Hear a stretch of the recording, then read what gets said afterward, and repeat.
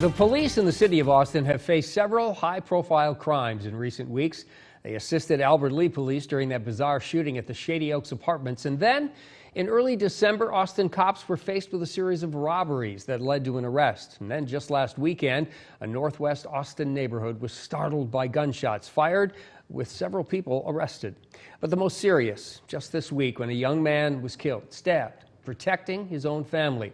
Laura Lee sat down with Austin's police chief, and Laura, he says this was an emotional one for some of his officers as well, right? That's right, Ross. Like many people, when learning about this latest case, it's heartbreaking to imagine a child. That's right, a child being killed while protecting his family. Well, after it happened, Austin Police Chief David McKeekin addressed his community in a letter shared on social media.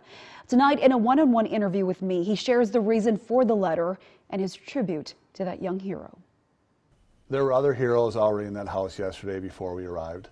Austin Police Chief David McKeekin reading part of his letter addressed to the community about Tuesday's attack. Despite everyone's best efforts, we were unable to save the young man who acted the most heroically of anyone yesterday. The court documents read like a horrible crime story. The young victim was stabbed while protecting his mother and 5 siblings. McKeekin says all of these recent crimes, although troubling, are not indicative of what normally happens in these small communities. To have 4 that were, really at the top of, an active shooter that we helped out on, 4 armed robberies with a successful apprehension, the other shooting, and be followed by the most tragic is pretty rare. He says the reason behind his letter was simply to provide some transparency about the recent cases and to offer reassurance. I live in Austin. My kids go to school here. I love the community. It's a very safe community, and part of that safety is just reassuring people that these things happen. They happen in a lot of different communities. McKeekin says this was one of the most tragic calls he can remember in his career. When he arrived on scene, he says he could see the effect it had on some of his officers who are parents themselves. There were officers who were absolutely visibly moved when I'd gone to that scene later. And like I said, absolute incredible professionals. They knew what they had to do. They did it. They continued working on it. But we want to make sure they're healthy going forward.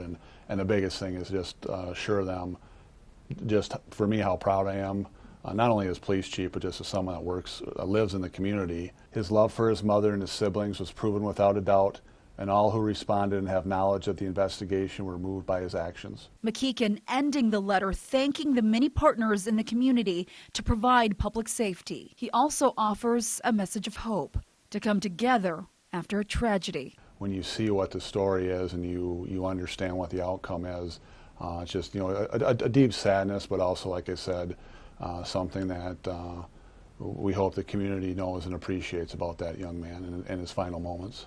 He saved their lives. I hope in time and with the family involved that we can recognize him for what he did.